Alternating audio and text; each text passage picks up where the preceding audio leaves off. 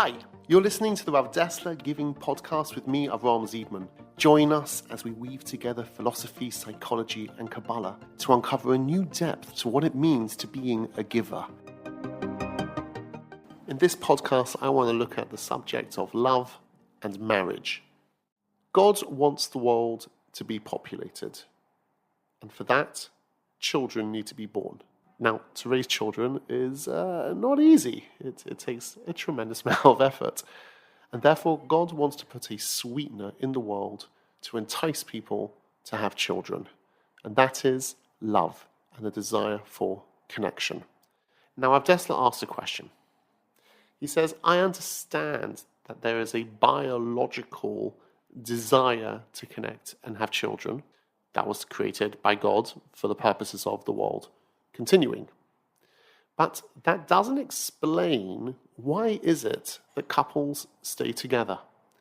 And why is it that there's so much love between couples? Now you may say because anyone who is married, anyone who is a couple, anyone who's in a relationship must be a fine, remarkable, upstanding member of society who's always filled with gratitude towards the spouse. But that's not true. There are plenty of people who are selfish and have a lot to work on, and yet still they love their spouse. Again, I understand the biological desire, passion of wanting to connect, but once that's ebbed away, someone's been married for a while, or they're getting older, what's the reason why there is still love? You can't just say it's merely biological. There's something else out there which causes this connection. And you can't tell me it's good character traits because plenty of people with bad character traits also, they stay married. So Avdesla explains as follows. And can I just pause here? You need to really listen to the previous podcast on relationships, giving relationships before understanding this one. Okay.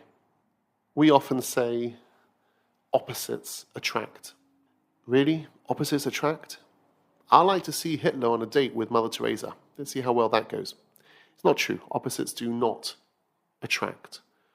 Rather, similarity attracts. The more similar you are to someone, the more you share their life goals, their morals, the more in line you are with each other, that is going to cause a greater relationship. What does it mean, opposites attract? It means as follows.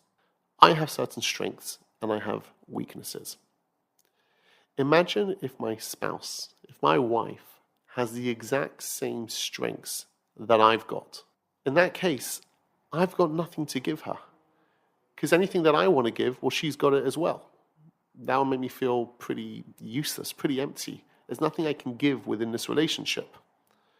But if my wife has strengths where I have weaknesses, and my strengths are her weaknesses, and every single time I'm giving to her with my strength, that means by me having a strength where she has a weakness, it gives me the ability to be able to give to her. And when I give to her, I see myself inside my efforts. I am my efforts. I put my efforts into her, and therefore that builds a bond, a relationship. If you imagine the left hand and the right hand, and just move one hand slightly down, they interlink. Where one person's strengths are, that's where the other person's weaknesses are. Where their weaknesses are, that's where your strengths are. And you just click together.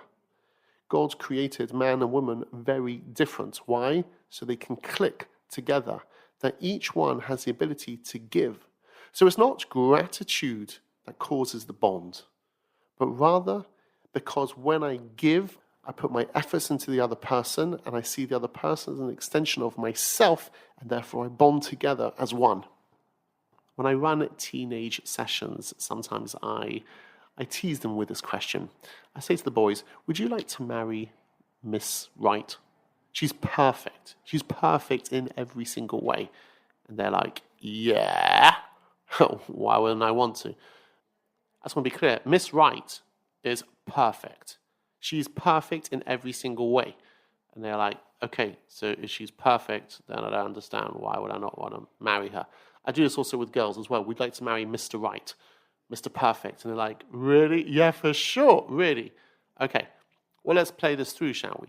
Let's say you're married to Miss Right, Miss Perfect, and you decide, I want to make breakfast. So you make breakfast for her. And because she's perfect, she goes, oh, that's so sweet of you.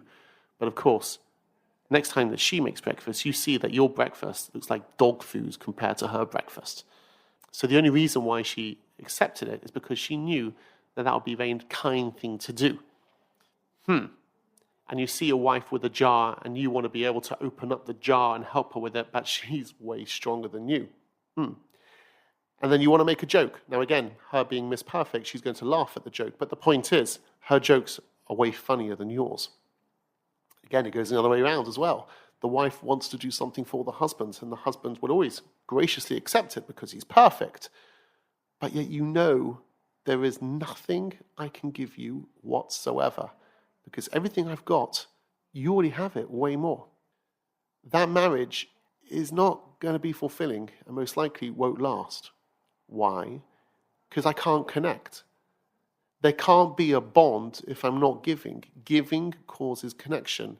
And if I don't have some opportunity to be able to give, I can't connect.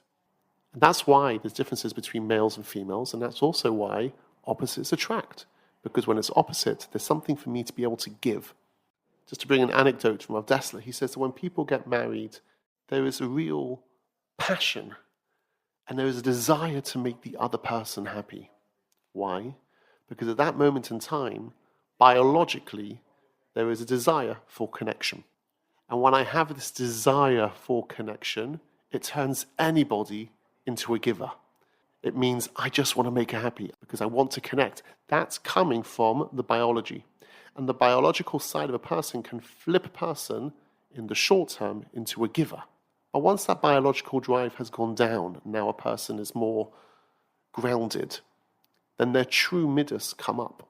And generally when people come into a marriage, I just want to make her happy. I just want to make him happy. But then slowly, imperceptibly, it starts changing from not what can I give, but rather 1 minute, isn't it her turn to do the washing up? I'm sure I did it last time. 1 minute. Isn't it his turn to take out the bins? And as opposed to focusing on what your obligations are towards each other, how I can give to the other person, unfortunately it starts turning to what can you do for me, my rights. And Rav Dessler says at that moment in time, when that flip has happened, that's when the beauty of the marriage starts to dissolve. Be great. Be a giver. Opposites attract because it gives me the ability to give. This podcast was proudly brought to you by Gift, where we're on a mission to inspire and enable lifelong giving.